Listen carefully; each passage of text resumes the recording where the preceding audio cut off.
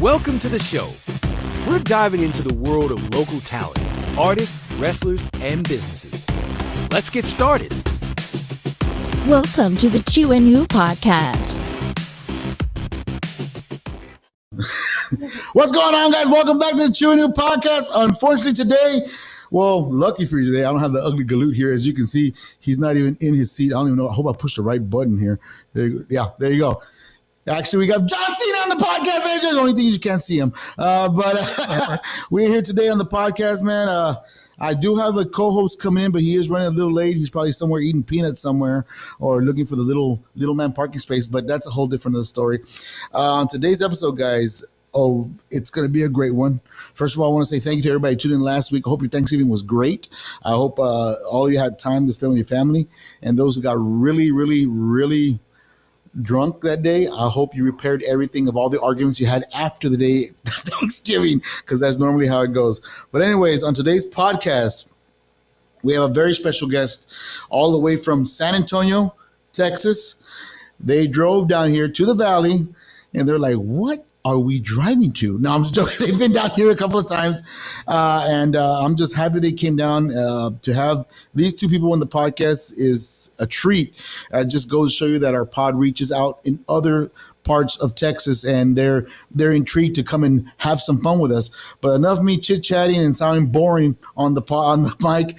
First of all, I want to say thank you to you guys for showing up and being here. A big shout out to my guests here, Mr. Rudy Gonzalez and Myka Madrid in the podcast, man. All right. Woo. You see how what we were talking about earlier about running a podcast and trying to do it by yourself? Yeah, it's tough. It's tough. But guys, shouldn't put down that one. There's the one we're going. We don't need to see John Cena.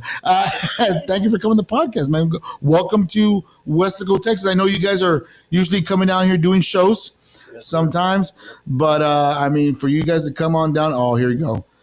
Here you go. I got the first comment for you, and it's gonna be all night. I'm sorry, Myka. This is one of the first right here. You should have worn the Nikki merch, bro. Oh, really? Really? You see? You already have my Myka and my Los Sanchez merch, so don't. Yeah, I'm sorry, buddy. I'm sorry. As you can see, Rudy's already covering the Nikki Fuego thing because Nikki's not part of this podcast. Just making sure that's covered up. But anyway, and I got more people tuning in, and I'm glad everybody's tuning into this. So thank you so much. First off, I want to say thank you for coming out. Sorry for the long drive.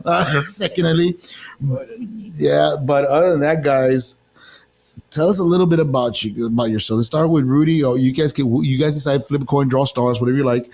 Tell me a little about yourself, where you grew up, and how we got into the wrestling business, man. So first of all, whether you know it or not, this is like a history-making podcast. Usually when we do our podcast, I'll do mine by myself and what have you. She does hers by herself. There you go. What have you. Just a few weeks ago, I helped another guy with his podcast. She was a guest. Oh, there you go. But there you go. She did, and I did it on purpose. She did her stuff from another room. Uh-huh. And I was in my room. So this is the first time ever that we're doing. It was a VI satellite interview. That's what it was. This is the first time ever we've done this together. Awesome. That's great. This is history making, right? There you go. So tell us a little bit about yourself, Rudy. Where you grew up and where you're from and all that good stuff. I started wrestling in 1982 with the Blanchard, the Southwest Championship Wrestling. Oh my God. Out of San Antonio. We would come down to the Valley, to Westaco, to the the Villa Real. Yeah, well, that's gone, but yeah. We go to the Casa de Amistad in Harlingen. Uh-huh. High school gyms in Westaco. We go to Mercedes. We go to all the little towns there. Every few weeks on Sundays, and then we did our stuff out of San Antonio and what have you. And when Joe Blanchard shut down the Southwest Wrestling promotion, and WWF took over. Yes. Then I started doing some stuff with them a little bit here and there. I saw the pictures, man. Yeah. I saw the pictures, man. I was like, who do I have my podcast coming up this week? Oh my goodness. It was a lot of fun, man. I got to wrestle with guys like Razor Ramon. Oh my gosh. Yokozuna, and my daughter was, and I've forgotten about a lot of those guys. Mhm. And then my daughter will pull up on YouTube. Dad, you know who the Mountie is? You know who? And I'm Yeah. like, yeah, I do. I went to Mexico for a little bit here and there, and then I got brought back by Joe Blanchard to work with WCW. Okay. And we did an event in Phoenix where it was me and another guy from Mexico against Eddie Guerrero and another guy from Mexico. Dude, that's awesome, man. Yeah, that is awesome. And this was in his early days. This was like when he was first started. Right. So I mean, what we saw on TV, a few years ago, what have you, before he passed away, is nothing. I mean, that was over the top compared to when we started. Right. And then in 2000 and actually 1999. I was getting ready to leave wrestling. I'd already been in it for so many years. And then Shawn Michaels calls me and says, hey, do you mind helping me run wrestling school? Dude. And the Heartbreak Kid is HBK. So it was me, Jose Lothario, and who I would watch when I was growing up, and another guy named Ken Johnson, a friend of mine. And we ran Shawn's school, and then and it's just wrestling, man. It's nothing against anybody, but within a month, Jose left, and then Ken Johnson. They had a fallout, whatever, and so one day Shawn said, you want to go with him? No. And I'm like, oh God, I'm sorry. I'm sorry, buddy. Somebody has to come interrupt. Oh my God. Oh my God. She can come on in if she likes. There's a seat right there for her. Ladies and gentlemen, unfortunately, this podcast, we got Cacahuate in the house. Cacahuate's in here, and his beautiful wife are in the house to visit. Have a seat right there. There he goes, but I didn't get you anything to drink. You want a water, buddy? You want a water? Here you go. You can have a water. Absolutely. That's all you're drinking. Yeah, that's good. Also, on purpose again, right? The seat. Actually, look, if you see yourself on the screen, buddy, look at the wrong one. That's beautiful. Well, absolutely, yeah. But the camera does wonders, ladies and gentlemen. I'm sorry to tell you. He does this to me all the time. Whenever I'm his cold, he actually puts the seat all the way down so everybody can see. I run out of booster sheets. The other day he asked me to bring an old San Antonio phone book.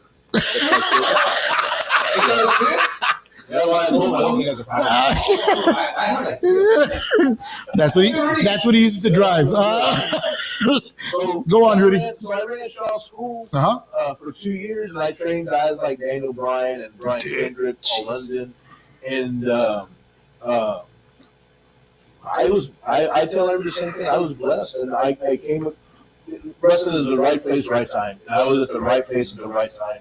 And so I came across all these kids, and they were all good boys. And then when Shawn resigned his contract with WWE in 2001, he just put it aside and said, I'm going back to work for Vince. I said, okay. Right. And I'm thinking to myself, I'm having a job. Right.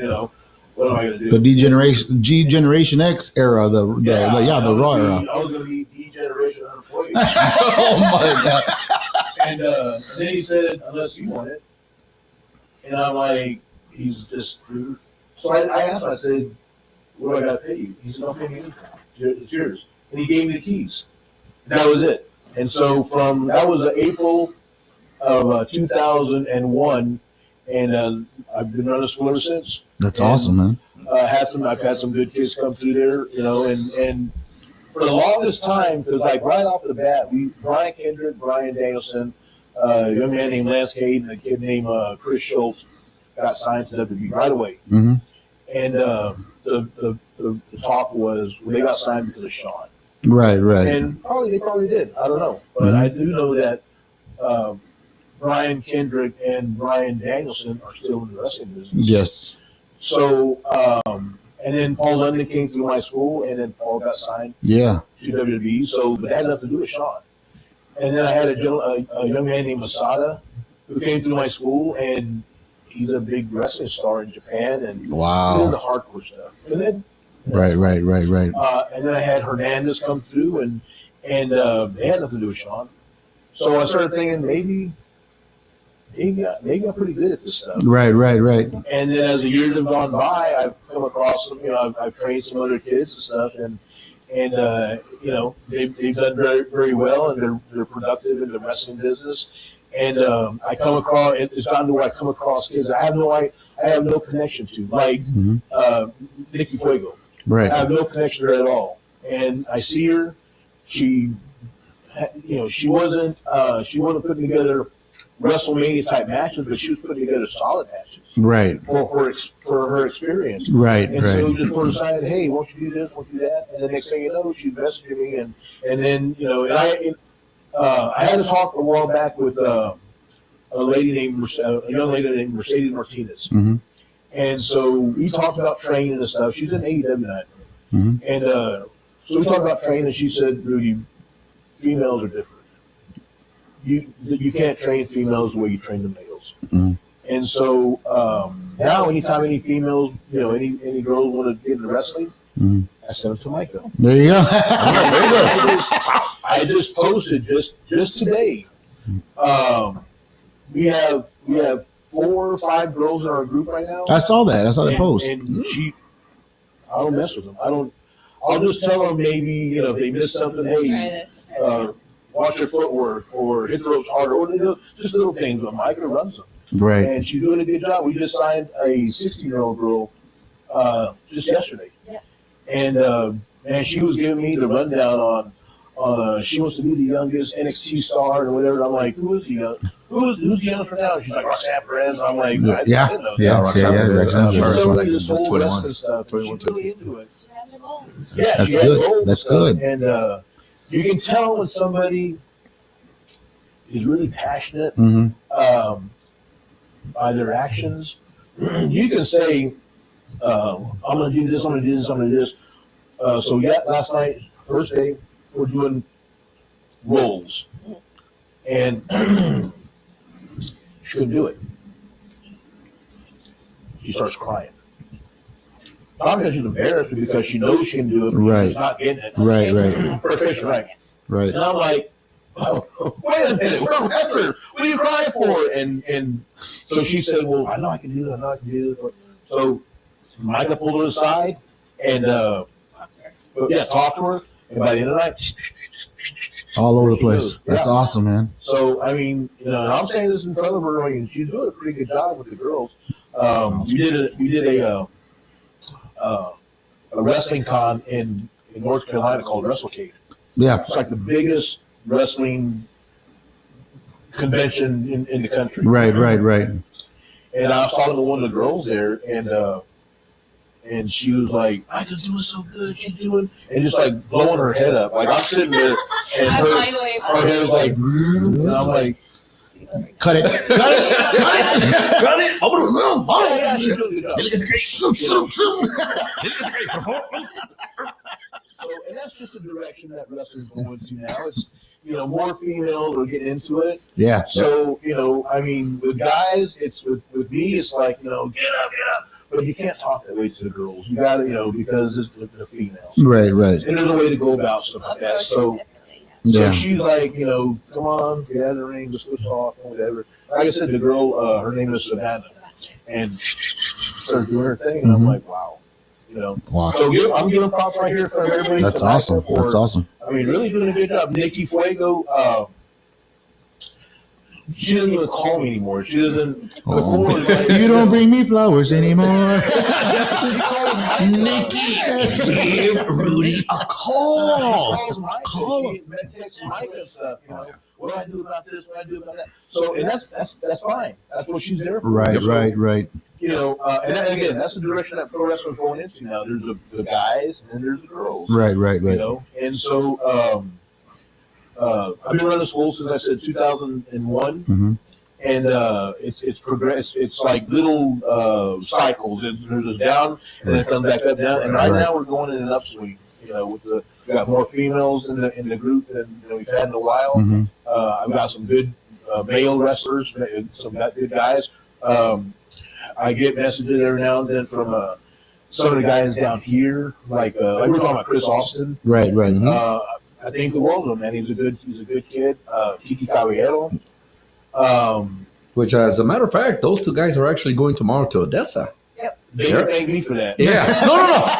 And I will admit something, Rudy. I did talk to actually Kike on Tuesday at the training facility for New Breed, Right. and I actually told him about that. You know, hey, I saw where you're going. You're going to Odessa with 3 Bat Productions and Lucha Libre, and of course he did mention you. Triple A, He mentioned you, and I go, hey, let's say anybody, those guys can get you where you're at. Like, and one thing that I would tell you, thank you so much for doing that. You know, you are a blessing in this industry. I mean, that's my, I did my wrestling stuff. I'm doing my coaching stuff, and I promote, and I see guys. It would be an injustice to see somebody with so much talent and just Yeah. I hear you. because they're not my student. Who Right. cares? yeah, I They have mean, potential. they have the potential, they have the talent, they have the heart. They have more of the heart in there, and it is a great step, where they're taking, where they're actually going to be at, and who they're going to be wrestling for. Exactly. Because and it's like I told Kike, I go, you have to understand that there's going to be administration there from AAA. They're going to be eyeing you, and they're going to tell you straight out if everything. Who's the kid? Blackheart. Oh, James. James Blackheart. James Blackheart. He's another one that from down here. That's I've had some guys. Vicky Bento. Big event. She's from La Feria. Okay. She came up to San Antonio. I trained her for a while. She was doing really good. The only thing is she got married and stuff. So See what marriage does to you, man. See, I'd watch your back right now, buddy. I know I cannot say anything I because see all of a sudden Chuck- somebody yeah. will actually hit me with a chair. Yes. And you had my full permission. one day, and you're familiar, I think, with him. One day, Desperado Ricky Gonzalez walked into my place, and he said, "Hey, man, my daughter wants to get into wrestling." And I said, "All right." He goes, "How much do I owe you?" I said, "Nothing, man. Nothing. Just, where's she at?" So it was me, and then Ricky, and then this girl. And the last time I saw his daughter, Victoria, she was 10 years old or whatever. And now? And I said, I'm just bringing her by whenever she wants to start. Right. And she says, now. And I'm like, Uh-oh. You're like, huh? yeah. What do you feed her? I was like, Vicky? And she says, yeah. She gave me a hug and whatever. And I'm like, holy shit. So her dad did say, I'm giving her 3 years, and she has 3 years to get her stuff together. And if she doesn't have in 3 years, then, she's got to just be in the real world. Right. It's okay. And bam, she hit the floor running, man. That's awesome. And I think it was like 2 years that she got signed to WWE. That's awesome. So the Valley produces some good people, man. I ran into Tito Santana last Saturday. He's from Michigan. Merced Salinas. Oh, there you go. And the Valley produces good people, man. They just need to get out of here, And I'm not knocking the Valley or anything like that. I mean, I like coming down here. That's why I come out so much. I like down here. But what a lot of kids understand is this isn't the wrestling world. There's another whole different deal. Yeah, exactly. Outside of Texas, Right. And I mean, if I sincerely believe, I messaged Chris and Kika the other day, there's going to be Pagano, there's going to be the clown guy, Super crazy. what's his name? Pagano? Psycho Clown. Psycho Clown. I mean, there's going to be all the heavy hitters and stuff. I'll use Myka as an example. So Myka did one of those conventions in Florida. Her and Vicky Bento did a convention in Florida a couple years ago. In the front row was Jeannie Buss. Okay. And she watched the match. And so a year and a half later, Jeannie Buss buys into WOW, Game of Wrestling. Right. So they need some girls or whatever. So some of the girls are talking. Mikey gets around, other places out of Texas, and some girls are talking. We need more girls. We need different girls. We need that. And so someone said, "I know a girl out of San Antonio named I think her name's Myka." And someone said, "Oh yeah, Myka Madrid. Oh, Myka, I know Myka. She does. I wrestled that. Because someone called her." And so Everybody okay, all right. Can somebody just call her already? so one day I was sitting there watching TV on a Sunday, and her phone goes off, and she's like, "Hello, yes, this is Myka. Who's this, David?" And I'm like, David. Uh-oh. No. What makes it worse is I'm like, okay, let me take this call somewhere else. He's like, oh. Hey, wait a minute. You can tell me to go to the bedroom, shut the door, and I'm like, I'm going to get the door. He's over here like With a glass. With a little thing that Stethoscope. And then she comes out after an hour, and I'm like, who is that? And she said, have you ever heard David McLean? I'm like, yeah, I know that name. And she said, he asked me if I could wrestle for his company called WOW. Wow, that's awesome. Well, what did you say? Wow. Well, I said, yes, he's going to send me a contract. A contract? And so as time went by, I started asking questions and stuff, and somebody said, they needed girls, and somebody said, well, there's this girl, Myka, and someone said, I know her, and I know her. Mm-hmm. So what I'm getting at with Chris and Kika is they may wrestle tomorrow in Odessa. No one may tell them anything. The people are watching. Right. And when they need, Exactly. if there's a need for Fresh, new blood. Yeah, new blood. hey, there were those two guys that Rudy brought in. Yeah. What were their names? Called Rudy, and I have no problem dropping the name and getting kids like that. Right. So I mean, you never know. I mean, and like Armando said, there's going to be office guys there. I mean, it's a big deal. Triple E. Right. And as a matter of fact, Rudy, that's actually a tour that 3-Bat Production, 3-Bat Lucha, along with Lucha Libre AAA Worldwide, are having throughout the Texas called Texas Mania. Yep. And as a matter of fact, on Saturday, they also have another event in Brownsville. Do they? Yeah, it's actually tomorrow. They're going to be in Odessa. Saturday, they're going to be in Brownsville. And of course, on Sunday, they're going to be in Houston. Well, on Saturday, we have 4 guys from New Breed Wrestling going there. Who's going? As a matter of fact, I have Christopher Delta going. I have Sean Rebel Jones. Right. I have Toxico, and I have Rattlesnake Jake Bishop from the Killjoys. Yeah. So they're going over there. They're tag teaming against each other and all that. So they're excited at the same time. They're nervous because of the same reason. Because There's always people watching. Yeah, who's going that's to be true. watching? And That's the true. only thing I always and basically, like you did with them, I recruited them with 3-Bat and with Lucha Libre AAA. And I'm pretty sure you might think the same way I did, but some people tell me, well, why not other people? Because if I'm going to recruit people with them, it's because of the talent they have, what I see, the heart, everything they got. I've seen other people in the ring that I'm like, no. Right. You're like, no. Even though they come to me and they go, well, why don't you take me? Basically, I don't really want to say the truth, but in my mind, I'm saying, you suck. Basically. Sometimes you got to, man. Sometimes the truth is what they need. Yeah. Like there's a guy I saw do on the show. He just thinks so highly of himself. He just thinks so, and he's a good kid. I'm not, he's a good kid. Yeah. Wrestling wise, not so good. Not so good. But I mean, and so he's gonna do one of these shows also. And so I'm just waiting for him to do something dumb, and somebody in the back may tell him something, or maybe he won't get a call again, and he's gonna ask, "Why don't they call me back?" Well, this is why. Well, I mean, but sometimes you have to be honest. and you are aware that these kind of promoters, these guys that are actually running the shows, if they don't like what they see, they're not going to bother with you anymore. Exactly. Right. They're not going to tell you, oh, you know what, I'll be in touch. No, they just won't call you anymore. They'll forget about you. They will just say, I know a chamos. And that's what they'll do. So I told Kiki and Chris, man, go out there and I know you're gonna blow the roof off. Like I said, I'm not saying it because we're on this and we're in the valley. And I mean, they're good boys. They're good. Chris is a very good talent, and so is Kiki. So is I can't think of his name. Blackheart. James Lynn. James Blackheart. I mean, David Money. David Money, yeah. I actually trained David years ago, and then he was trying to go back and forth, and then his dad needed him down here because they have some kind of construction company. Yeah. And so he had to leave, and then also I had Frank the Tank. Oh my gosh! I trained him for a while also. Hey, he was my bodyguard.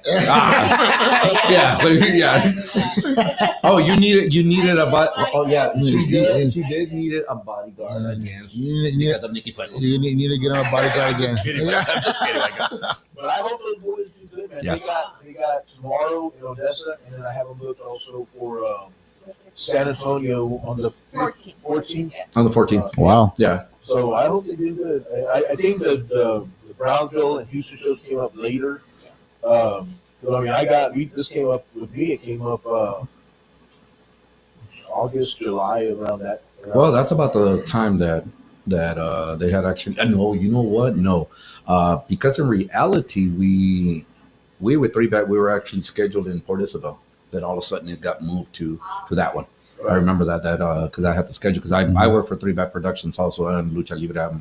As you know, I do their ring announcing too. Yeah, I just so when I got the guys when I hooked up with her, what is his name? He's from Three Back. He runs the car line thing or something. Jorge or Valde? Valde Cortez. Yeah, there you go. Yeah. And so we messaged back and forth on Facebook. It seems like a nice guy. And if you see Jorge and Valde, how you doing? And people are asking, why are you so quiet, Mark? Well, you know what? The thing is that when you got people talking like wrestling, I love to listen. I just listen. It's that you guys sit back and listen. The person, high quality, yes, and yes, been in this business for a long time. and that's listening to this. It feeds me more. Growing up as a kid, watching, then knowing you were going to be here, I was a big fan. In the late 80s when wrestling started brewing up, WWF at the time, watching that, and then having you call or text me, say, hey man, I'd love to be on your podcast. What can we set a date? I go, who's this guy? And I go, all right, I'll look up in a little bit. All right, I go, yeah man, let me set something up. Well, we'll get it going. And I did the research and everything. And I started seeing your name pop up, and I go, holy crap. I go, what did I just dig up a gold mine here? Absolutely. Bueno, ya te puedes callar para que siga hablando de él. Entonces, estabas bien a gusto. I know, I was. The thing is that I heard the Ooh and Choo or whatever with him and Nikki and Nikki's dad and Right. And so I started watching the episodes, and I'm like, for whatever reason, I told my mom has family down here. Yes. And so the last time I actually spent time down here was like the late 70s. Really? The valley was nothing like it is now. Mm-hmm. So then we started coming up here with Vicky Bento, and her family is from La Feria, and so we started doing Harlingen, the El Slot. And then the guy from the El Slot here in Westico, Israel, he said, hey, he came by and he said, hey, I'd like you guys to do wrestling at my place. And I said, sure, where's your place? He said, I have the El Slot in Westico. So we came, and I'm like, that's what happened. And the first show we did was close to 300 people. Wow. I don't know if you've been there, but it's not a very big place. But been there a couple of times. it was packed. It was, and then a lot of that thing had to do with Nikki was fighting for the title against Myka, and the storyline and stuff, and so we enjoy coming down here, man. It's a pleasure. That's it's a awesome. long drive, but I mean, we enjoy. Oh, it's worth having you down here, man. I'll tell you that much right now. Drive is not. It's not that bad. It's a piece of cake. I saw that, and I saw that you guys were in a traffic jam. I mean, Oh, man, that was Houston. It was raining, wow. ice, sleet and stuff, and that was a Houston. Yeah. Almost. Yeah, long, but another 13 hours. 3 hours. We're almost You there. guys drove only 156 miles? That what you said already? Wow. Yeah. It's all good.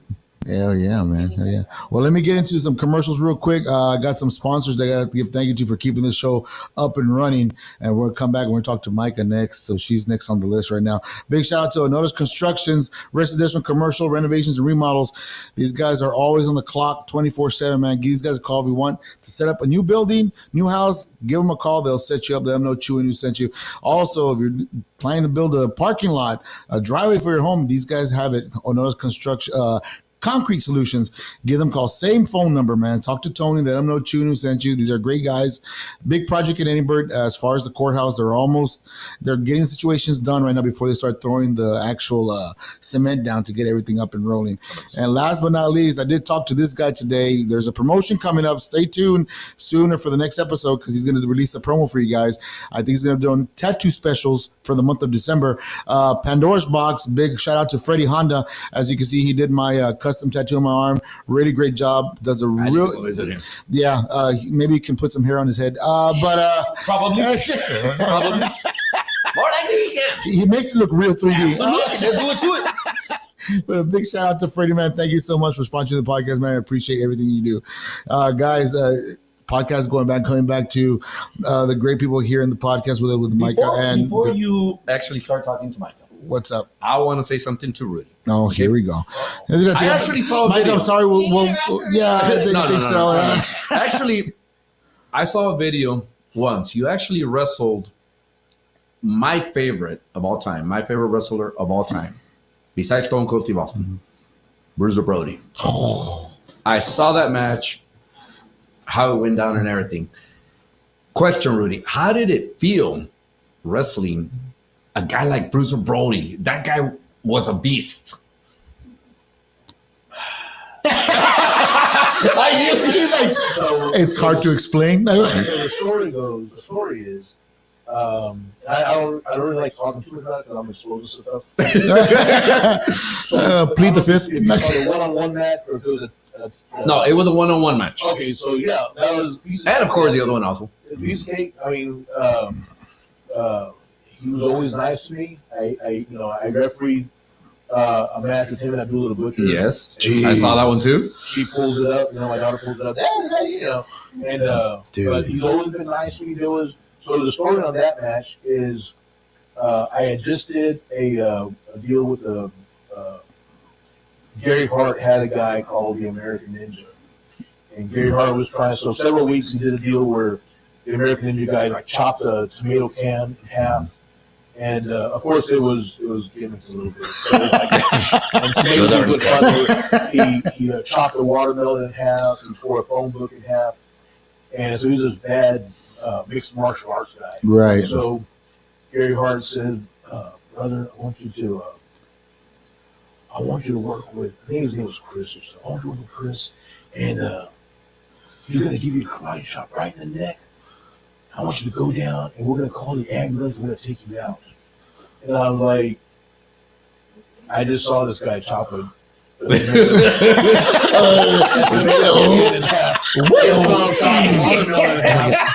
were going to chop me in the neck. Also, you looked at him, and then this guy was on the back and behind Gary Hart, like, Don't do it. He's crazy. and so, I took a while after him. Gary goes, "We'll bring you back after a month and make you a star." That was it. Sure. Yeah. Absolutely. No problem. Uh-huh. So we did the deal. I mean, it's on YouTube. So we do the deal. Then he gives me a crack up. I go down. Right. And so they called the ambulance. We had to stop the show for about 20, 30 minutes. They called the ambulance. They put me on the stretcher. The funny part about it is the doctor doesn't even check me. He runs into the ring. As soon as I go down, the doctor is there. "Oh my God, he's paralyzed." Yes, I saw it. You should YouTube it, bro. I gotta find this video. You gotta find it. He's paralyzed. Call 911. And so they call 911. They put me on the stretcher. The EMT guys take care of me, and they're like, "Okay, don't move." They put the board under me and slide me out of the ring, put me on the stretcher, and as they're carting me off, I'm trying to make this into as believable as possible. Mm-hmm. So think about a dog I had that died. There you go. So I start crying. There you go. I'm crying, and I'm going through and they're pushing me through the crowd. The old ladies are like, "Somebody else." And I'm trying to look straight, and I have two tears, but I can hear people going. People love me, So I was gone for a month. They said after 2 weeks, they called me and they said, "Hey, so-and-so's going to come to your apartment. You're going to bring a necklace." And so the deal was I couldn't go anywhere in public while I had this injury. Right. And then after 2 weeks, they said, "So-and-so's going to come out and bring you a neck brace. So if you go anywhere, make sure you wear that neck brace." So they brought me those rubber neck braces. Yeah. So I had to walk around. Somebody at the HEB was like, "Hey, I saw you on TV." And I'm like, I'm doing fine. And so we do a show and all. They finally called and said, "Okay, you're in Austin next Saturday." Right. Right. I said, okay. So at the time, Bruiser Brody was doing this $1 Million Man. He was putting people out, but he gets stretchered out and stuff. Right. And so I get there, and I mean, call time wasn't until like 4 o'clock. Mhm. I was there at noon. I There was you go. ready to go. They were putting the ring up. Hey, you can help us? Oh man, I'm sorry. I ain't gonna do that, man. Hell no. I just came off of that. Did you see the chop? Did you not see the chop? Everybody starts showing up, and they go, "Hey, brother, glad you're back, brother." And then Gary Hart shows up. And he goes, "Glad you're back." I'm like, "Thank you, Gary." And he goes, "Okay, so when I got here," and then Rudy walks in. He goes, "Okay, what we got here is you're gonna go about 7 minutes, and hey, you gonna keep it on the TV?" And I'm like, "Yeah." So maybe he's gonna beat me up. I've been in my house for the last freaking month. Don't you think I've been watching TV? But I'm thinking, maybe he's gonna beat me up, and I'm gonna make this big ass comeback, and I'm gonna knock Bruiser Brody out, and I'm gonna set him on the stretcher. Right. So he goes, "Okay, brother. So Brody's basically gonna just eat you up, and then they're gonna take you on the stretcher." Oh, gee. Yeah. And I was looking at Gary Hart. I'm like, but Frank said, "Didn't we do that to him last month?" And Gary goes, "Oh yeah, brother, it's nothing. It's nothing." Let's do it again. Let's do it again. Why not, man? And Brody goes, "We can't do that to him." I said, "Oh." No And kidding. Gary Hart's like, "It's no big deal, brother. Don't worry about it." And Frank's like, "I'm not gonna do that to him." Yeah. And I'm sitting there listening to him, and I'm like, "Is he really defending me?" And so Gary Hart's like, "Don't worry about it, man. No one's gonna know. No big deal." And he's like, I'm not gonna do it. And he walks off. Right. So Gary said, "I'll be right back." So then Frank comes walking back. Bruiser Brody comes walking back. He goes, "All right, so I'm gonna beat you, but when I go to pin you, I'm gonna pick you up, and I'm gonna keep beating you up, and then they're gonna ring the bell, and then I'm gonna get disqualified." Oh. And I'm like, "Okay." He goes, "Yeah, so I'm not gonna. At least you'll get the win, but I'm not Right. gonna." I said, "Okay." So that's what we did. So he beat me up, bam, goes to pin me. The referee counts 1, 2. Yeah. He picks me up, he starts bam. And the referee's trying, stop. Ring it down. Ding. And, the ring announcer says, Bruiser Brody's been disqualified. Your winner, Rudy Gonzalez. And I'm laying there, and the referee. But they cut that part out. Oh. So, and that was Gary Hart editing the. Oh man, that's Yeah, but it's no big deal. It's Oh, dude, come on. the same amount of money. gotta give you your flowers, man, for taking that bump for a whole month. The thing that I think about the most is, and that was just him, is that he defended me. Right. That's he awesome. knew what was good for business and what wasn't good for business for me anyway. Right. And then the other part was I never became a star. To me, buddy, right now, you're a legend, my man. No, absolutely. You are a legend, bro. Absolutely. You're a I agree legend. with that. I mean, To me he right is a now. legend. Hell He's yeah. one of the guys that actually, Yeah. I appreciate it. made wrestling. Yeah. Hell yeah. Yeah, I appreciate you, man. Enough of me. Yeah. Okay. Okay. Let's You want to step out of the room now? Hey, now let's go to the real fight. Yeah. Let's go to the real stuff. Hey, come on. You know what? You can go outside and watch it if you want. There you go. Oh, really? We're going to go that route. Here Just we go. the same way that you have lost against Slicky Fuego. Oh, here we go. There you go. No, there are times you cheated. Cheated from where? Cheated from where? You already saw the matches go. I don't know. I was just re-announcing that night. Okay, I'm taking full control back of the podcast, but I'm like, where it's going. All right. Hey, you I don't wanna have any hear- shares, right? No, I'll get you one if he gets out of hand. Don't worry. You be quiet, man. You be quiet. I've No, already but- had enough slaps from Nikki. We want to go ahead and get with Myka here and find out a little about you, where you grew up, and how you got into the wrestling business. So, camera's all yours. Go Oh ahead. my goodness. So yes, I'm originally from Chama, New Mexico. It's the northern part of New Mexico, right close to the border of Colorado. Mhm. A small little town, but like 1,500 people. Small town. Like 10. McAllen. Donna. I've always watched wrestling, so every time I was with my grandparents, we'd always watch wrestling. I was always fascinated on how they did everything. Right.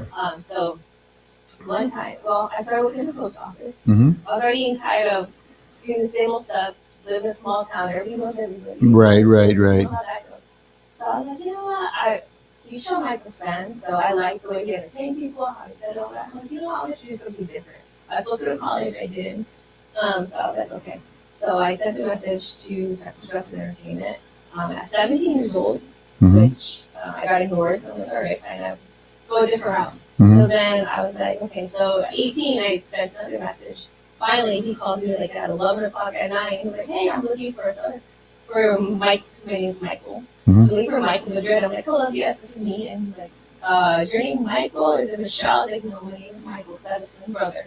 Oh, okay. So Yeah. there's a story behind that. All right. So, like, yeah, so he was like little iffy, like, are you sure I'm talking to the right person? So, I'm like, no, so sent a picture, like, filled out all the application.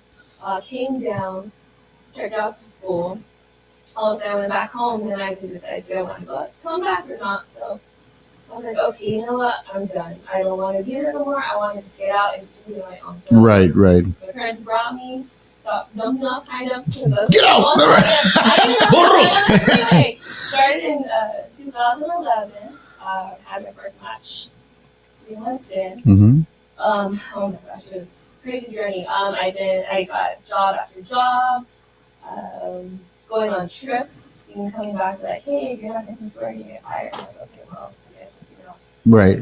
Then I got pregnant, 2012, had my daughter. Mm-hmm. 6 months after she came back on the road. There you Started go. wrestling home. Right, right, right. And then I've been wrestling ever since. So I've been 13 years in wrestling. Wow. Yeah, a long time. That's a good number. That's a good number. 13 is a good number. A real good number. It's crazy because like Rudy said, like now I'm training girls. Like I never thought that I could give something back to them. Right, right. Like, you know, like Kim, he's at training, and I'm like, hey, you're the trainer. I don't know what I'm doing, but I have no confidence now. Like, hey, you did train me. I've been going all over the place. Mhm. I feel more confident in myself. Right, right. Hey, I do have something to give back. So like whenever I did start working for a while in 2022. July of 2022, I started working in August. Been there ever since, and it's been amazing. That's Wow. awesome, man. Yeah, That's crazy journey up and down like a roller coaster ride. so. I mean, is when you got into we were talking about earlier about getting a phone call from WoW itself, Yeah, and I was seeing the background check on you, and it says you have quite a few not sponsorship, let's say events or different promotions you've been on. yes. And I've seen you've been on AEW also. Yes, I've been at AEW. So Miranda Alexander from Houston contacted Rudy and needed an extra girl. So she's like, is Myka available? I'm like, yeah, sure. Just let me know when. And so yeah, I went to 2 AEW events. First one I didn't wasn't wrestling, but I was there watching everything. And the next one that we were in Gonzalez. So I wrestled Thunder Rosa right before she got signed. Oh wow! Oh, Thunder Rosa. Wow! I wrestled. Let me intervene real quick. This is going to go back to Chris and Kiki. So what she's leaving out is before that, one of the Good Brothers, Luke Gallows. Luke Gallows. Yes. Oh, was running shoot. shows in Georgia, Right. and they needed a girl, and so a mutual friend named Francisco Ciasso, he called me, goes, hey man, what are you guys doing Saturday? Well, I had something else to do Saturday. And I'm like, I don't know why, what's up? He goes, Luke's running a show in some small town in Georgia somewhere, and he needs a girl. And I'm like, Myka can go.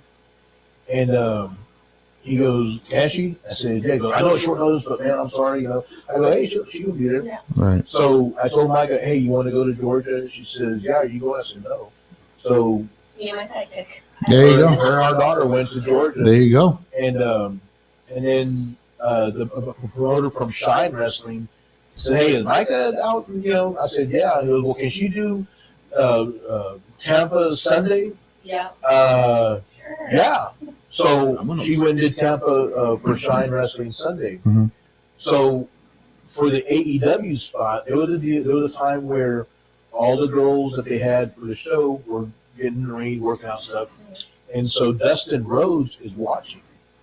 And so Luke Gallows, who's in AEW now, Mhm. walks by, hey Myka, hey Luke, shake hands, little hug thing, whatever.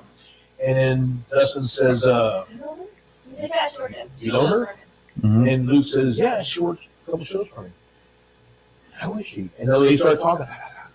And then she sends me a text message. I'm working tonight. I'm wrestling tonight. I'm like, who you wrestling with? And she said, I think I'm wrestling Thunder Rosa. Holy moly! Wow. Okay. She goes, yeah, Dustin and Luke Gallows were talking. Remember I worked for Luke? Remember I wrestled for Luke Gallows a couple of months ago? Dude. And so Luke talked to Dustin, whatever. She did a good job. She did a good little, no problem, da, da, da, da. And so Dustin says, hey, put her in. And so same thing with Kiki. And that's why I think, same thing with Kiki and Chris. Go out there and do your thing, man. And Yeah. people are watching. And somewhere down the road, someone's going to say, hey, I saw those guys, you know, and you never know. That's You know? the truth. Because So you wrestle la mera mera. Yeah, and she used to have a school with jazz in Yeah. San Antonio. In San Antonio. So Right. me and some girls did go over there and train for a bit until they no longer had Right. the girls' school. And if you pull up the YouTube of Myka and Thunder Rosa, You can you see them. see the comments, Mhm. and you see, you know, Myka kicks ass. Myka can do, you know, good job. Good, Yeah. all these, you Yeah, know. it was a really good match. It was But 5 minutes. Easy. Really. She didn't get signed, and so you're like, wonder why. Well, I mean, consider the fact not getting signed for that promotion, but to actually say, hey, you know what, I did wrestle that. Right, exactly. You know, that's something under your belt is that you have confidence. You know, I've done that, and now, I mean, now with WoW, you did this for WoW now, Right. and how's that going? I mean, are you still? WoW is good. Yeah, I'm still with WoW. We just finished filming season 4 in Las Vegas. Las So we Vegas. normally are in California, but this time we're in Las Vegas on Fremont Street, an outside event. It was so nice. We were in a couple of days.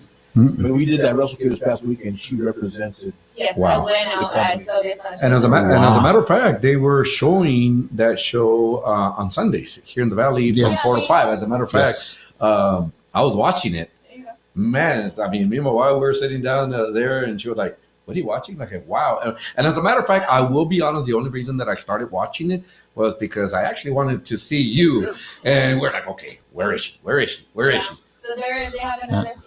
What's it called? You turn it on Saturday Wrestles. It's Wrestle something where you just turn it on and then while it's there, it starts showing all the seasons. Wow.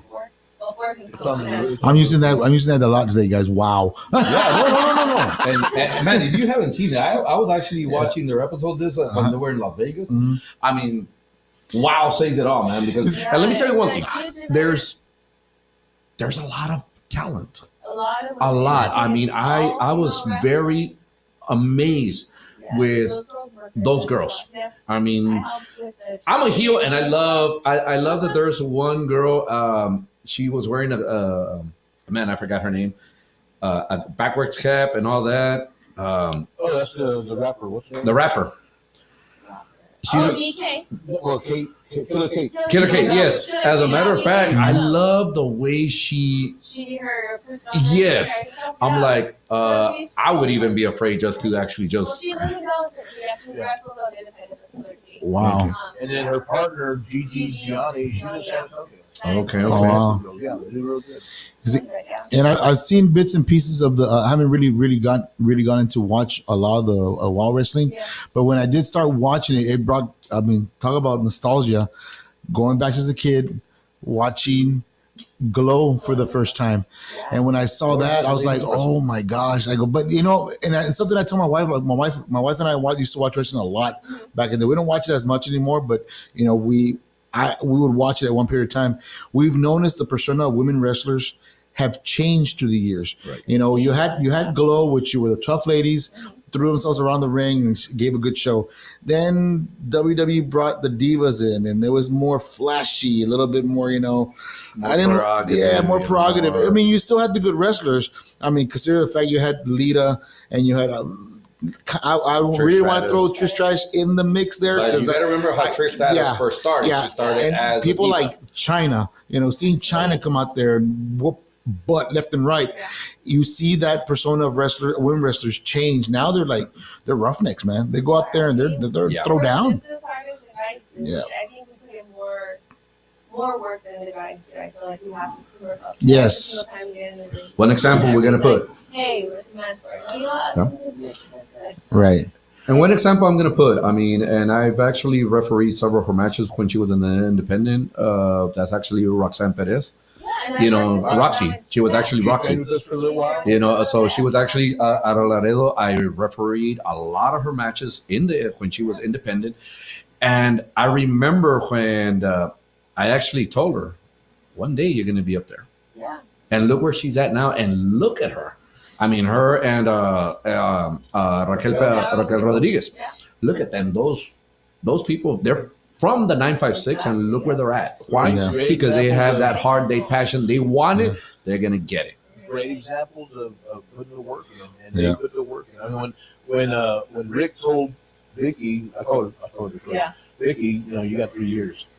Man, she busted her yeah. nuts I to mean, do it, it was yeah. she put the pedal to the metal. Glad to do that. Roxanne used to take a bus from Laredo to Houston to take Yes. us. I remember and that. come back to us, and then go to school or what have you. And I mean, so whatever they have, they deserve. They deserve. That's the thing. A lot of people don't realize how much dedication, especially as a female wrestler. You have so much obstacles in front of you. So as a female wrestler, it's so Especially for females. yeah, it's hard. But the female wrestlers now, like Mark said, they put more into it. Oh, yeah. I've seen it where they're like, I rather watch the females instead of watching the males because you're like, Well, that reminds me Exactly. of a story. So Here we go. I was traveling around. Like we said, I was in Georgia one Saturday night. They told me to come to Shine Sunday night. So we drove from Georgia to Florida, then Florida back to San Antonio. I was working for Third Championship Wrestling with Tokyo Kanedas. So he's like, hey, can you come down for a match? So he put me in a triple threat with Kelsey and Rocky Bradley. I'm like, yeah, sure. There we go. All of a sudden, we stole the show. I came back, but not even a month later. Me and Kelsey had a match, trying to defend my Texas Women's title. We tore up the show. Rudy went with us that one time. We were semi-main, and then there was the guys after us. We tore it up so much. Him and Tokyo Kanedas, the promoter, were talking, and all of a sudden, the poor guys, this main event match, it was a title match, were like, we want the females, we want the females. And we're like, oh shit. Yeah. I was there watching. They were like, whoa, what the girl, happened? the girl named Kelsey Joe, and big girl, good worker. Yeah. I mean, for her size and stuff, she does really good. And her and Myka went out there and bam, bam, bam, and then they go over the guardrail into the crowd, bam, and the fans are just going nuts. Yeah. And absolutely. then they catch back, they get back in the ring, they finish the match, whatever. And there's a buzz going, and everybody's talking about the match and stuff. And the promoter, Tokyo Kanedas, he was an NWA champion for a while. Mhm.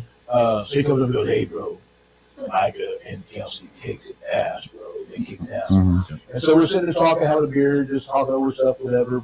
When can she come back? That type of stuff. The guys go out there. It's a Florida title match or something, Mhm. and they start off, and 3 minutes, 4 minutes in the match, we want the girls, Yeah. we want the girls, and then we're just like, what are they saying? And then we're listening, we want the girls, and the guys just kind of like stop for a second, like, What about us? What about us? Yeah, what? and I said, so we watched the match, and they kept on, and they kind of tried cranking it up a little bit, and Too late. Nothing Too late. was budging. Yeah, like they Too were late. all fans kind of wanted the different. girls, and Yeah. I told Tokyo, I was like, dude, next month, they got to be the main event. Yeah. They have to. Yeah. And he was like, no doubt, bro. No doubt. So the next month, they come back to the main event, Yeah, same vámonos. thing. Place is going nuts, Yeah. bigger crowd. And Because look who the main event was now. yeah, Absolutely. I mean, I get, there's some girls that go out there and it's TNA, Yeah. But then there's some girls that go out there and just Work their butts off. work their tails off. Yeah. That was a good example, and so I think they did maybe like one more We match did or one more, and something. then it led to the first time ever bull rope smash. Yes. Oh, wow. For So I actually females. broke my ribs. That one I didn't. He didn't go. I'm very proud of this. When the hell did this happen? Hold on, hold We're on. having our match for the bull rope match. Of course, we're tight Yeah, together. exactly. So I was out of the ring. I was going to get on the guardrail and jump onto the apron, but instead she pulled me, so I hit my Oh, side. so you hit your So side. okay, I didn't break them, but I got bruised ribs really bad. I hit her with the bell on the rope, and it covered her head open. Oh, shit. Yeah, there's pictures I can send to you. You can see. Okay. Now, did you do it? You did it. Whoa. And so when I got back, You better be careful, my Rudy. ribs and stuff. So I was off money, like not even 2 weeks, like a week. And then somebody told me, "Oh no, mine is fine." I'm like, "Man, you can't tell him that." So let me tell you what really happened. Here's the real story. So she goes to Florida. They do this bull rope match. I stay home, and I have they're fans that are there that know me, and they're like, Spice. "Hey bro, I can't else here next. Hey bro, this is what happened. Hey bro. And then at the end of the night, somebody sent me a video of where Kelsey pulls Myka and she hits her side of the ring, bam. And so, it was just that short clip. And then later on, he sends me a picture, and Kelsey is like she has blonde hair. Her face is bloody and what have you. And That was one hell of a and match. I'm like, I messaged her, I'm like, what happened to Kelsey? And she said, I hit her with the cowbell. She busted her head open, blah, blah, blah. And then I said, what happened with when you hit the ring? And then she says, oh, I cracked my ribs and we're going to the hospital right now. And I'm like, show me a picture of Kelsey's. So she took a picture, and that girl had like a gash. Yeah, she got that big. And so then she messaged me later on. She goes, yeah, they put staples in her head and yada, yada, yada. And I'm like, what about your ribs? She goes, I don't know, I'll be all right. I think I'll be okay. And I'm like, well, just be careful when you drive back. Just, take it easy with it. She comes home. I'm like, can I carry those bags for you? And then I started noticing, like, she's doing stuff, whatever, and just like, no big deal. And I'm like, wait. What really happened? What really happened? What did the doctor say? And she said, doctor have cracked ribs. Oh, and then he was going to visit the doctor. I want a second opinion. When you go for follow-up, when you go see her? And she never did. So I'm like, you sure? Man. So get in there to go. I'll look for it. Don't worry. It'll be on there. Yeah, so she was You know one thing, Rudy, that this is one thing that we basically lack here in the Valley.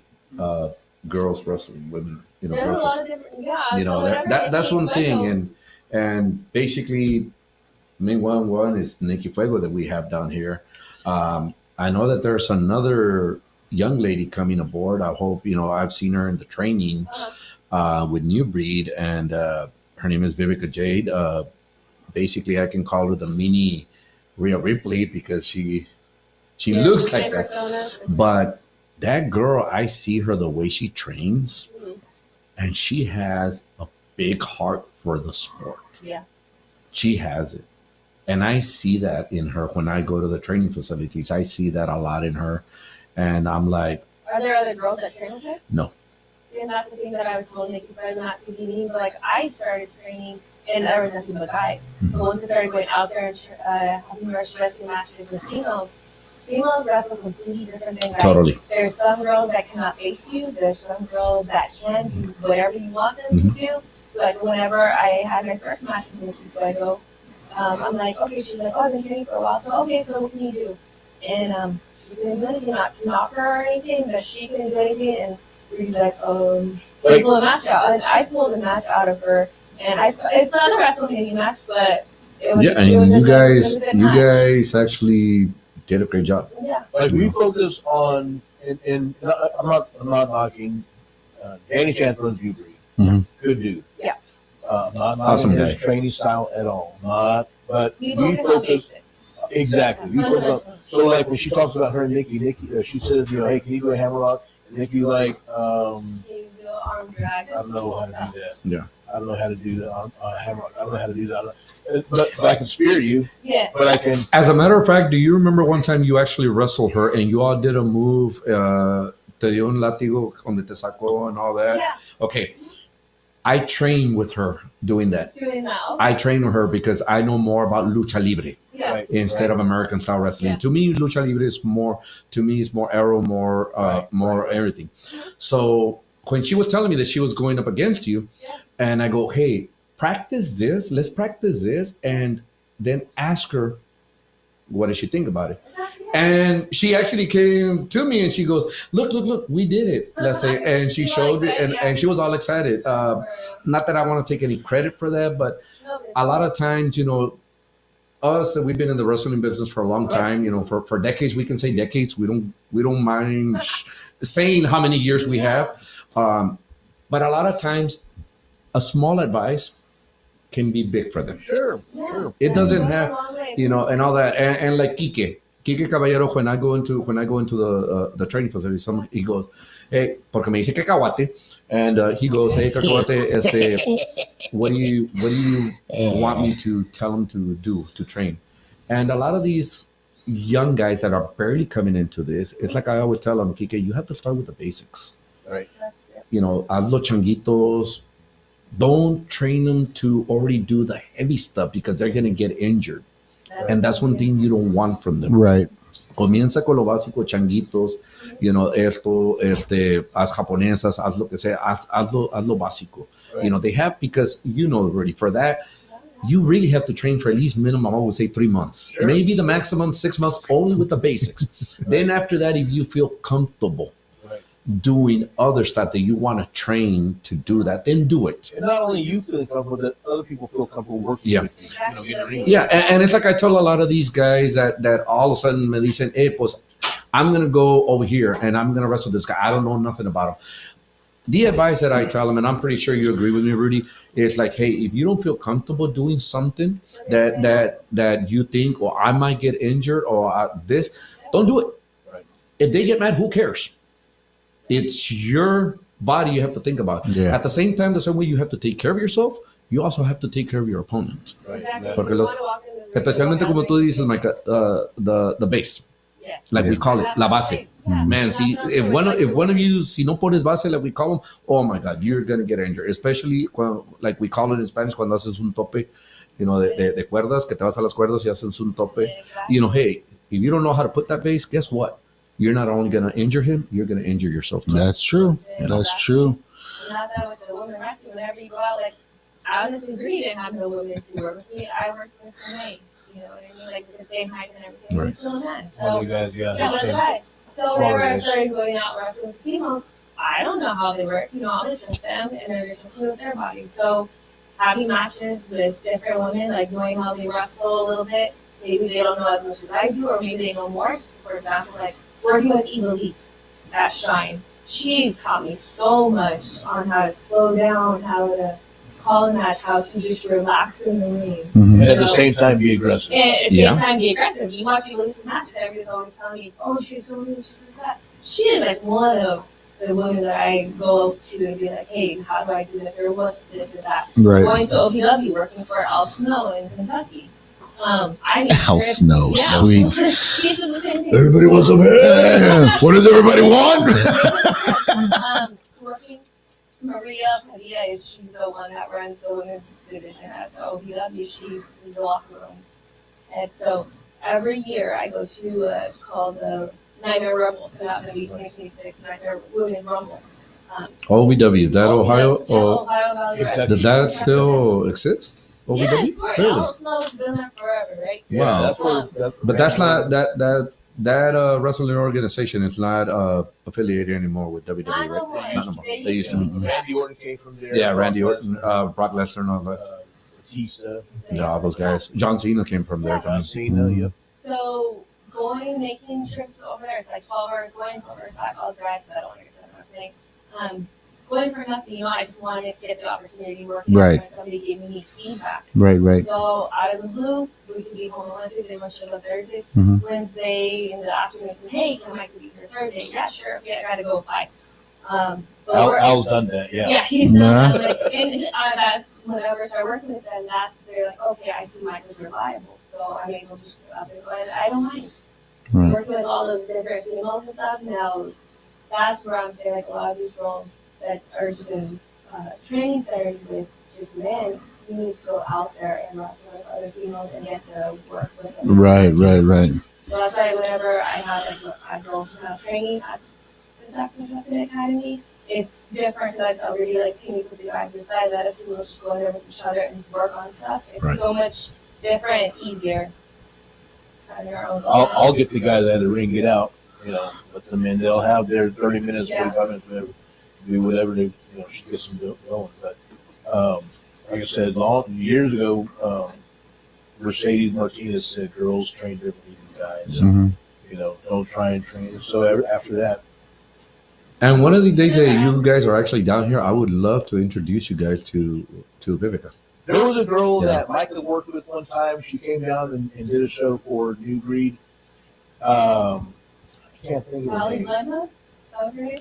Ellie Bloodmoon. Yeah. Ellie. Is that her name? Well, actually, yeah, she was. she She still wrestling? no, she's No. not. As a matter of fact, we saw her last. When was it? On Sunday, right? We saw her on Sunday. No, she actually stepped down. We don't know why she stepped down. Ellie Bloodmoon. I know that she had a very thing with Nikki Fuego. She had a very thing with that. But yeah, I don't know what happened. It wasn't the greatest match. You can kind of see where there was something there, and I wanted to talk to her, but if I remember correctly, that day was cold, so I just wanted to get out of there. Oh, yeah. Yes. I remember that. So, but yeah, I was wondering what happened to her. I thought she was very good. Yeah, she's around, but she hasn't been around the wrestling ring or even practicing for a while. Right. And that's the thing is, it's for some people. Sometimes it's not. Like Yeah. I was talking to some girls the other day. Like you don't know how much dedication and how much time it takes from you. Like missing family events, missing everything. Like I said, my daughter goes with me on the road. Like she shouldn't have to be doing all that stuff. Right. But you know, she enjoys it, so it's great. She gets to meet all kinds of different people. Right, All the sacrifices that you do, it's crazy. But at the end of the day, like this past week, going to WrestleCade, like I wasn't supposed to wrestle, so I go as Sylvia Sanchez. I'm over signing autographs, selling pictures, talking to fans, talking to people that I haven't seen in forever. The promoter comes up to me, telling from Ladies Night Out. Yeah, I haven't worked for him since 25 years. And he's like, hey, I didn't know you're still wrestling. I guess some people told me I wasn't wrestling anymore. I was like, yeah, I still wrestle. He's like, okay. He's like, you want to wrestle? I'm like, yeah, sure. But that was my Myka thing. He's like, yeah, I'm available anytime. I work for a while now, so I have to take into consideration, like, hey, I need to talk to David McLean. I need to talk to Selena Manager about- right. And that's the way you do business. Yeah, that's the way you do business. But that goes back into Kiki and Chris's. She did some stuff for him in 2025. Yeah. And that's 5 years ago. So we're at WrestleCade and she signed autographs and he walks by, I see him and he's like, hey, Myka. And they start talking. And so I'm just standing there and then he comes up to me, he shakes my hand, hey, good seeing you, Rudy, and he walks off. And then she says, I'm wrestling tomorrow. Well, Okay. I'm like, She'll be like, huh? she didn't go to the wrestling. She wanted to go sign autographs and represent Wow. now There you go. that situation. So because of the work she did years ago and I get easy to work with. I'm not saying it as her husband or whatever. I mean, she's easy to work with. Her boss. Hold on. I'm saying as a promoter, she's easy to work with. She'll do this, she'll do that. Whatever you want me to do, I'll do whatever you ask. There was a situation a few years ago where she was going to do a deal with the boogeyman. Oh. The worms. It was her and another girl. And the other girl was supposed to get the worms. Yeah. Somehow or another, she sent me a message before their match. Right before we were going out. Right Yeah. before. Right before. They want to put the worms I on put my that. phone down and then I have to go out and do his best pulling up my phone. I'm like, hey, I'm already in the ring, I text you back. She said they wanted to put the worms on now. I'm like, did y'all talk about this already? She said, no, you don't do it. And she was like, what do I tell him? Say no. And so she goes, well, I'll figure it out. So they do the match. They get on the mat, and here he comes. And I'm just like, Yeah. I was like, what is she doing? And I, Yeah, he he said, I was. It's called good TV. All right. Yeah. I mean, that's her business. All right. So that company closed. Yeah. Another company came in and ran the same building, and I'm thinking, and so she's supposed to wrestle. Oh no, she was supposed to wrestle. They called because we needed at the last minute. Yeah, last minute. Same building. So James Beard and Eric Embry were running the show, and so they're like, Myka wrestle, and I'm like, I said, yeah, whatever. But I'm thinking the last time she was in that building, They put worms in the mouth. put worms in her mouth. Not this time. Not this time. So she has a match with Marty Bell. Marty Bell. Marty Bell is a world-class wrestling ladies Diamonds Division champion. Okay. So, and Myka was a fill-in. But because Myka was so easy to work with and didn't make a big commotion with the worm situation or whatever, months ago, they put her in a match. Who wins? Miss Myka And herself. I'm sitting there I like, did. He thought I messed up the match. did she just pick? And I'm sitting there like, what the? And then James Beard And Eric Embry. and Eric Embry are looking at me and they're laughing. And I'm like, what are y'all laughing about? She's Did y'all so say? mad. Did y'all call this? And they're like, Myka's a good kid. She's a good kid. All right. So Did you just say Eric Embry? Eric Embry. Oh my god! Yes. Oh Like, man, that's he the was first one. time that- He was also one of my favorite ones. Was Southwest Eric Championship. Embry. So Saturday, we're doing a WrestleCade, and Luke Williams, one of the Bushwhackers, was there signing autographs. And so Luke Williams, years ago, Luke Williams is the one that pulled the trigger for me to start wrestling. So I went up, hey Luke, how you doing? And he's like, Rudy. And he got up, went around the table, gave me a hug. And I mean a tight, like, you know how like you go up to people and they're like, hey, how you doing? You know, whatever, bro. This was like Like, a tight bro hug. It was like, Right. you know, there was feeling behind it. Right. And he goes, it's been so long. He goes, it's been so long, Rudy. He goes, how long has it been? I'm like, about 40 years, man.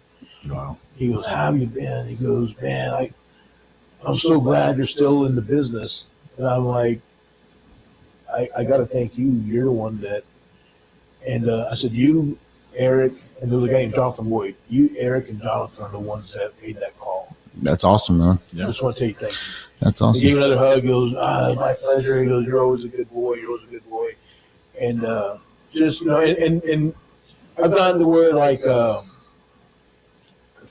just want to tell all the guys, through the years, I've met Manny Fernandez, Chavo, I was able to make peace with. Not make peace The with Raging this. Bull, Manny Fernandez. Yeah, Chavo, you know, me and Chavo had beers together when she was a baby, and he would look at her like, and then look at me and like, are you sure that's your daughter? So,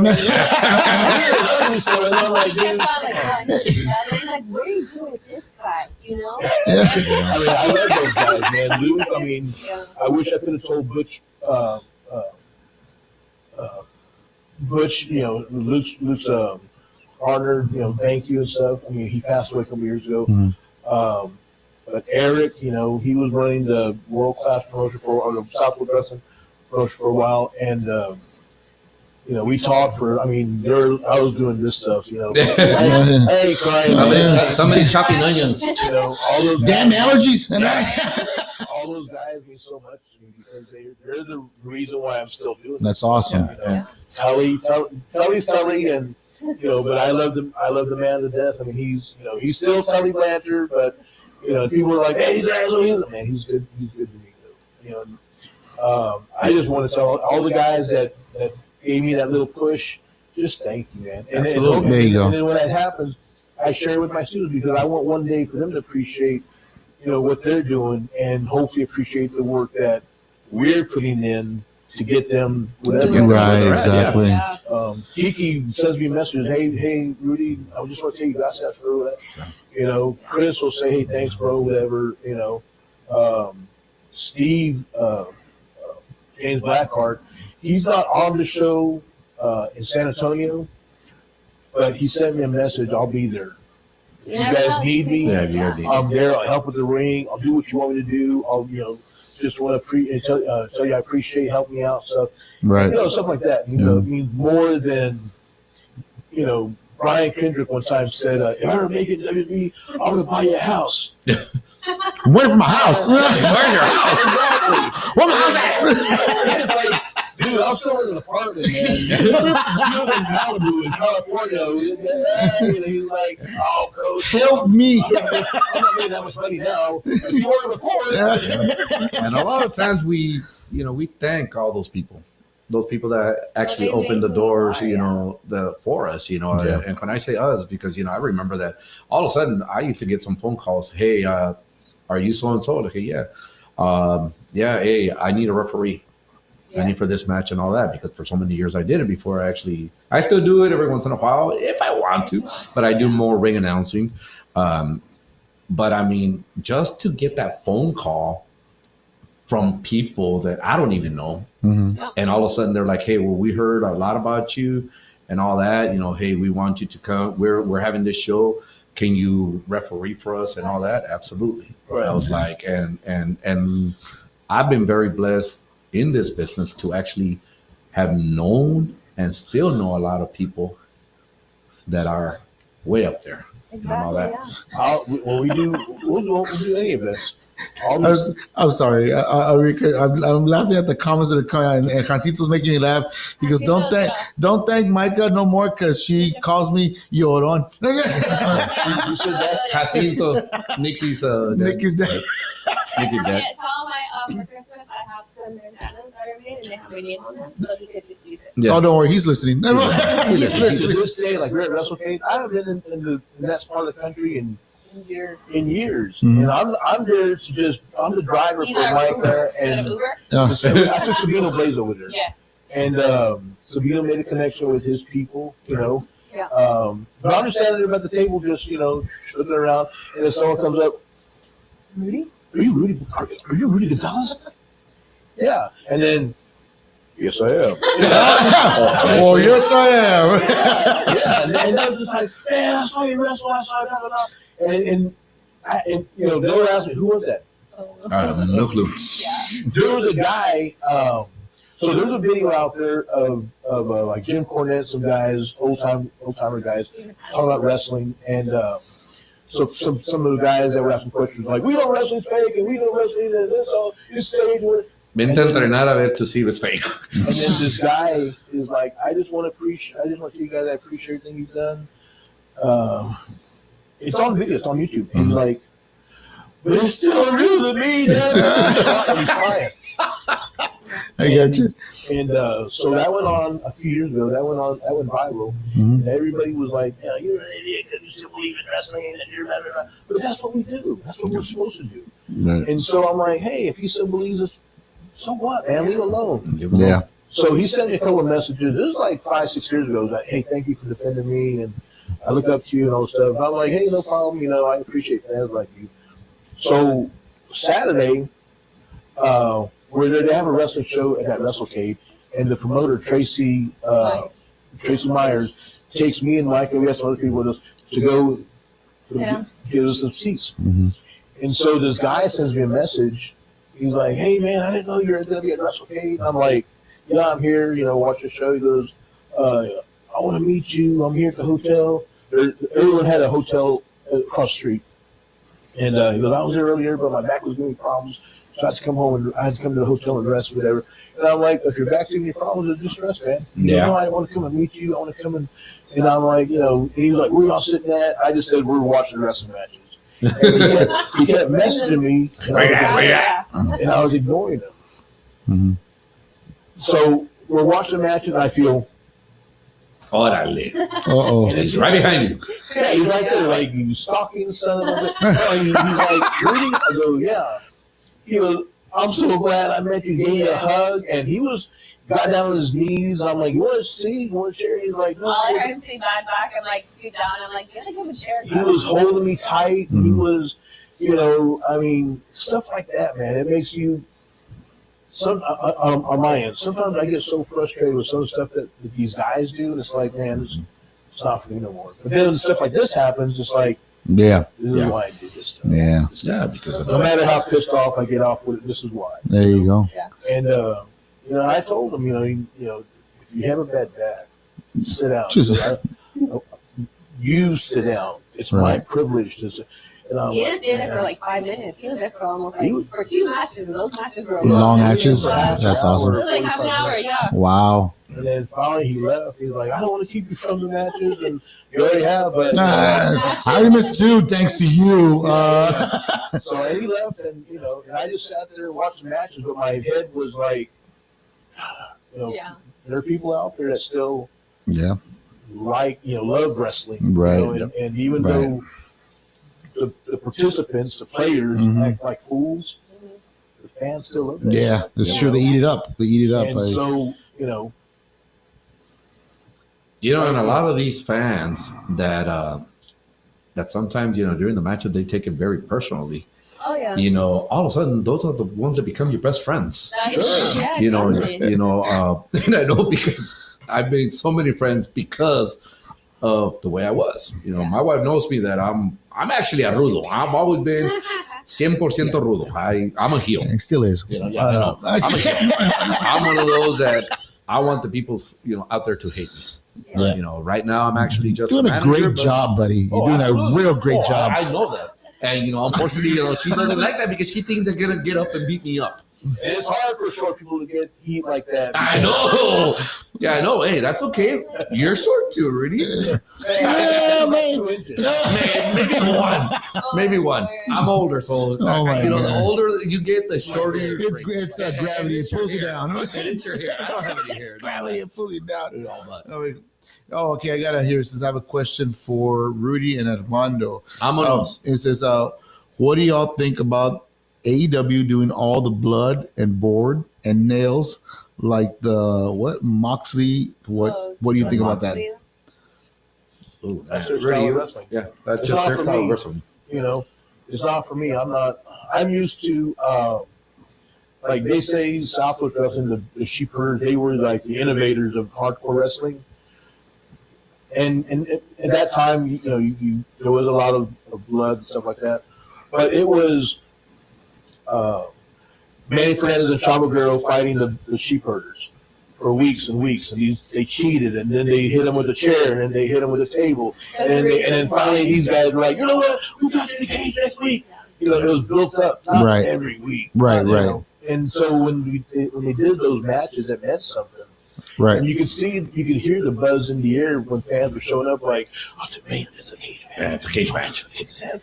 And so Yeah. we would have the matches, and then we're going to take a 45-minute intermission to set the cage up, and we have to take the cage piece by piece, Oh, set it yeah. up. Yeah, Instead yeah. of like now, what they do They is just drop it down. what a lot of promotions do is they set the cage up and they have all the matches in the cage. All Oh, yeah. Yeah. That's true. That's true. What's the joint? I think Danny did that about a couple years. I don't want to say Yeah, Danny did it a couple of years Well, ago. actually, it's because Yeah. we have those kind of, I guess, shows. I mean, every year we have Yeah. that one. It's only once a year. It's not all the time. Yeah. Where all the matches, all 5 matches, are Yeah. inside a cage and all that. Like Nikki said, Nikki was very nervous. She basically, I'm going to be in a cage, and don't worry about it, sweetie. That's where she belongs. That's where she belongs. Wow. Yeah, that's where she belongs. Shots fired. she asked me, she goes, "I'm in a cage match with so and so." Let's do the next, right? No, it was with the guy. No, actually, that day was against Toxico. Oh, Toxico. God. Yeah, for the title. She was defending her title. And she's like, "What do I do?" And I'm like, "You're in a cage match." She said, Anything goes. and I'm like, "Why?" And she said, "Because all the matches are going to be in a cage." And I'm like, What? "So what? Okay, so what led up to you and this guy?" I wasn't there that day, right, babe? And I wasn't there that day. and she says, "I don't know. We just had a match." I had gotten then beaten now up they're by gonna put us in Christopher the cage. Delta. So instead of me giving her advice on how to go about this cage match, I was like, "Why would That's you guys the be questions, yeah. Why would you guys be a cage match? It makes no sense." Mhm. And she was like, "Well, all the matches are going to be in cages." That's the most stupidest thing. But I was scared she was going to go tell Danny, Yeah. And Danny's like, "Hey, bro, But you got to admit something, to me, in my opinion. If you're going to be in a cage match, Use the goddamn, use the cage. That's what I think. That's the whole thing about Yeah, it. that's true. Okay? That's true. Don't That's your just advantage, yeah. wrestle, don't just do a regular wrestling match inside. Yeah. Use it. Scratch the guy, pound them, get on top of him, jump down. that's the bad thing about it is they don't know how to use it. Mhm. And no one, You like, don't really get taught how to use a cage, you know what I mean? It's common sense to be like, hey, Me, believe me, if I would have been with somebody in there, believe me, I would have the first, used it the as first much as I cage could. match- the first cage match that I saw working as a referee and stuff, as a referee, and I was right there, right next to the guys, and whoever would yell at me about something while this guy is doing whatever he's doing, and the fans are screaming and hollering, and he goes back over here, and then and everything. And so that's how I learned. That's how I learned how to do cable, by watching these guys Right. and going 100 miles into the thing with no fear and just Yeah. running into it. And so when I do, I've only done maybe 2 or 3, but same thing, man. If a guy, I'll tell a guy, throw me in it. There you go. You know, Yeah. because the worst thing you want to do is, like you said, have a cage match and not even use it. Yeah. Have a tables match and Not even use the tables. Yeah. You know. Oh gosh. I mean, if you're gonna be in any kind of match like that, whether it's a hardcore cage match, bull rope, whatever, Dude. use it. Use it. What? That's gonna be your advantage, man. Sure. You know, and that's why I'm actually hoping that they can give me permission because my dream is actually just to have one last match. Don't worry, you'll get one when you get home. Okay. You know, but then again, you know why, Mark. Yeah, You yeah, are aware I of got why, you. Yeah, Which yeah. actually, after the show, I'm not sure if you guys are aware, but I'll let you guys know what's I going on. was gonna say, don't you have some? Then why? We can talk about it later. Yeah, We'll talk that's about all it right. later. The only reason why I'm telling you I'm cutting it short because we're already about an hour 25 minutes. That's into the okay. podcast. No, it's not. That's okay. That's okay. So we gotta- This is we have Rudy, and of course, No, go ahead. Just say one thing. Go for it. We worked with Nikki, and I know this is supposed to be about Mike and stuff, No, but we worked with Nikki for about a year now. Yeah. Good girl, great family. Her dad does anything and everything to try and keep her on track. Right. Always ask me questions.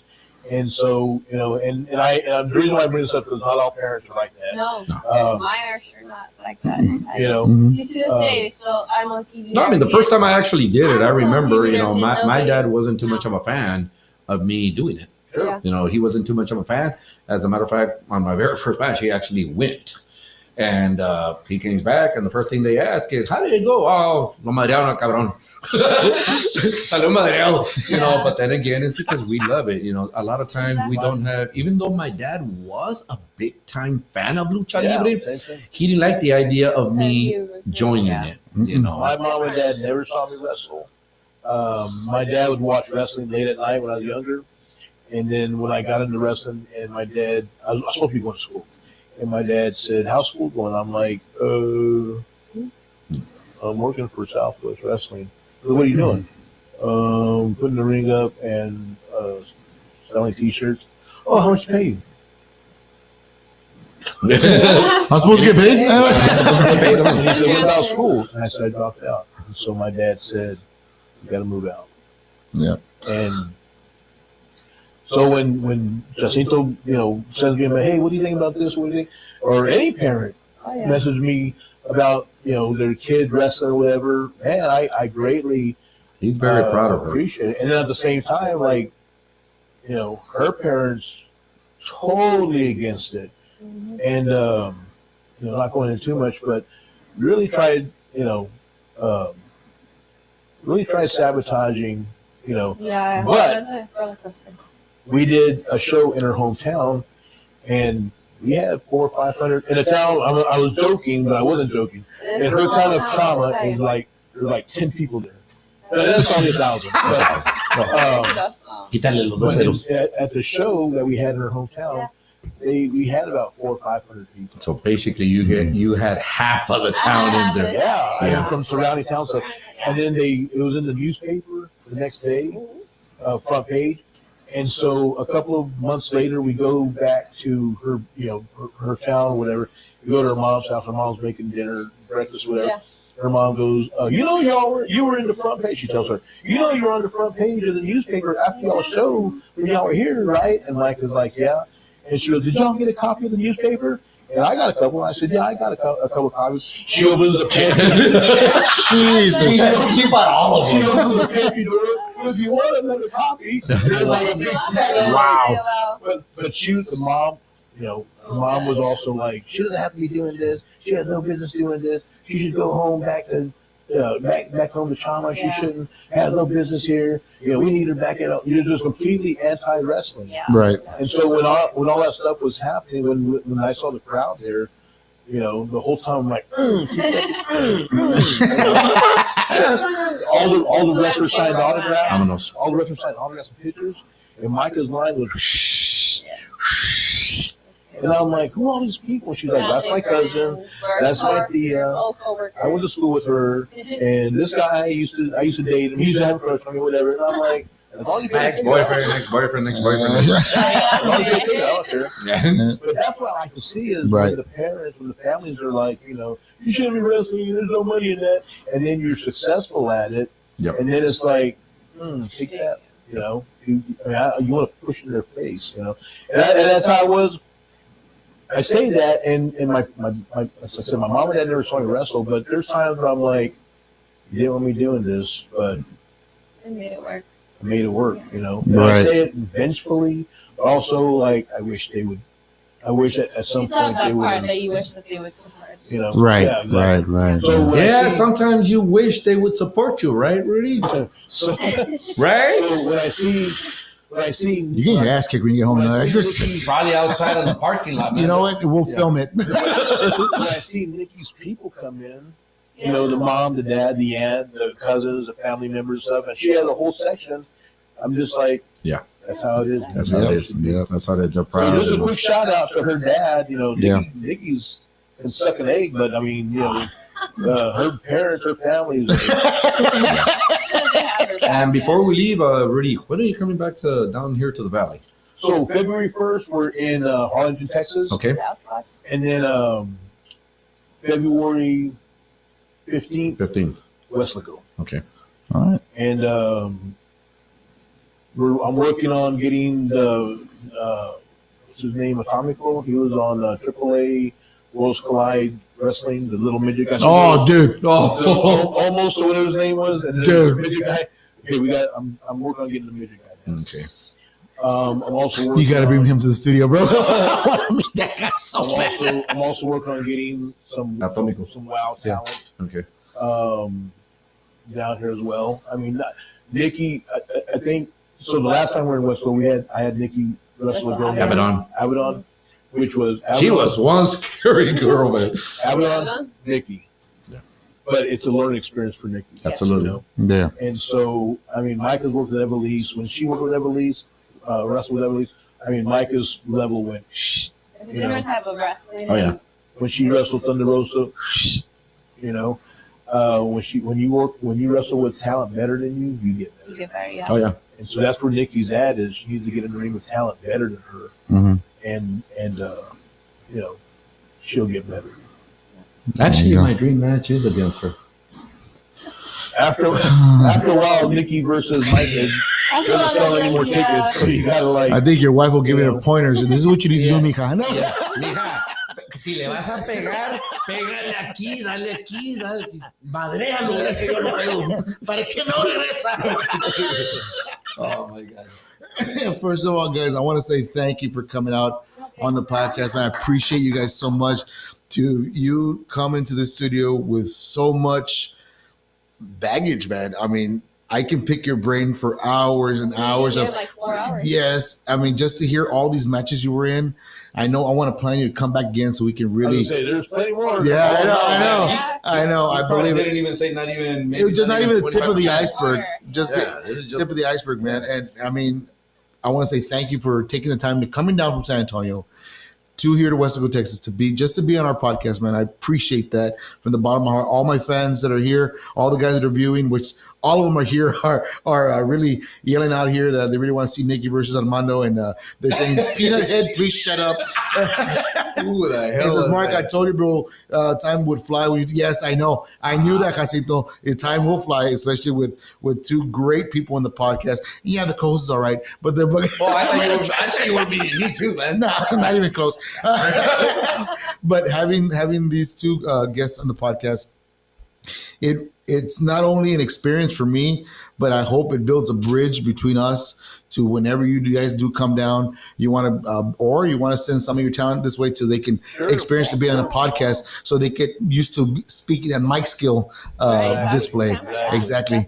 And I appreciate that. I offer the olive branch. Hey, whenever you want to send somebody, send them to me, man. I will make time for them.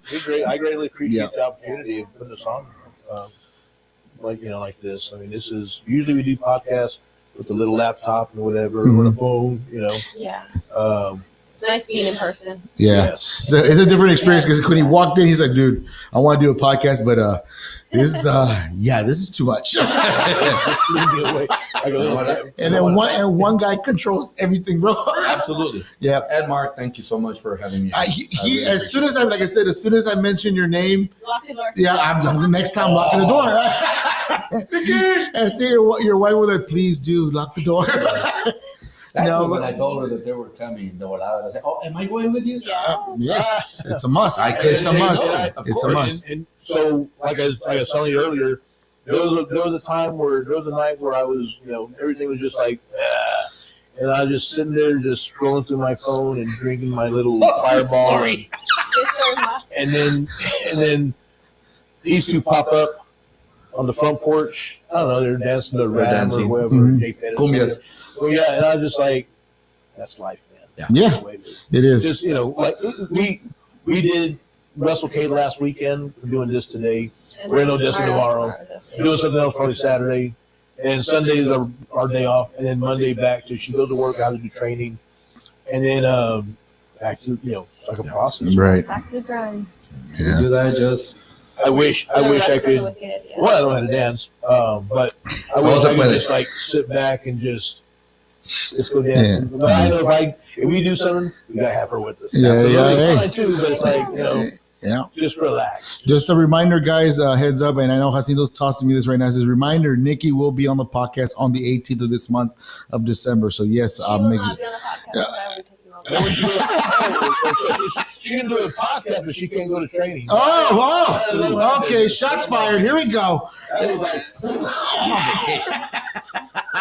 Hey, you're gonna invite me for that one, right? No, I'm not inviting you for that one. You're But not inviting me no, for I'm that not. And Chris just said, Mando ruined the podcast. Just kidding.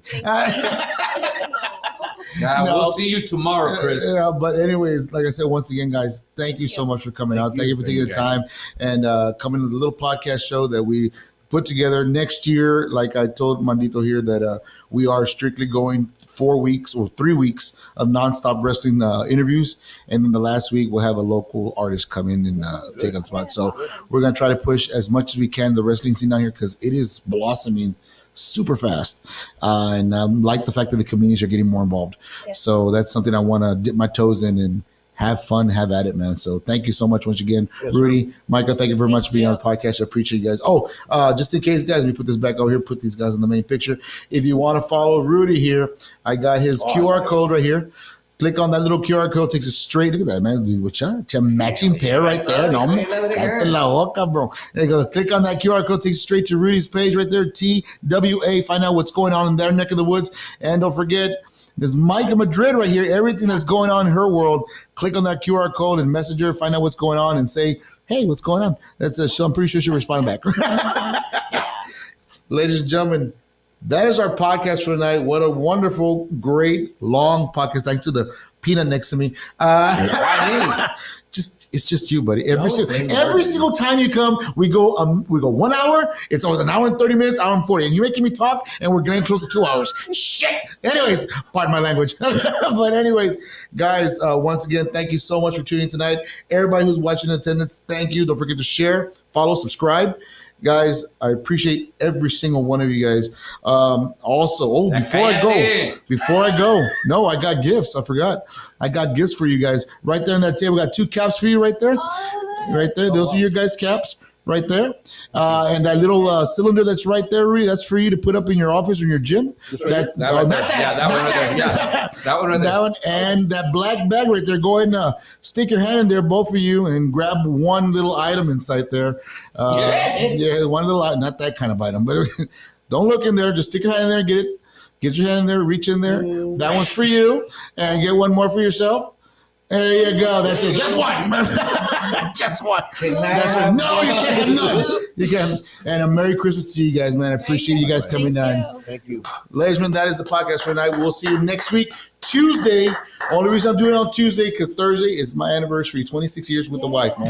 So, yeah. No sé cómo me aguantan, pero me quieran. But next week, we have a cotton candy factory coming in. So I know Chu's going to be riding that seat. He's going to dose himself up as much as he can for the diabetes he's got. So, oh, God. ¡Ya cállate! Te están hablando a ti, a mí no, güey. Ladies and gentlemen, thank you so much. We will see you next week, 7:30 Tuesday. Don't forget to tune in and share. Thanks. Peace.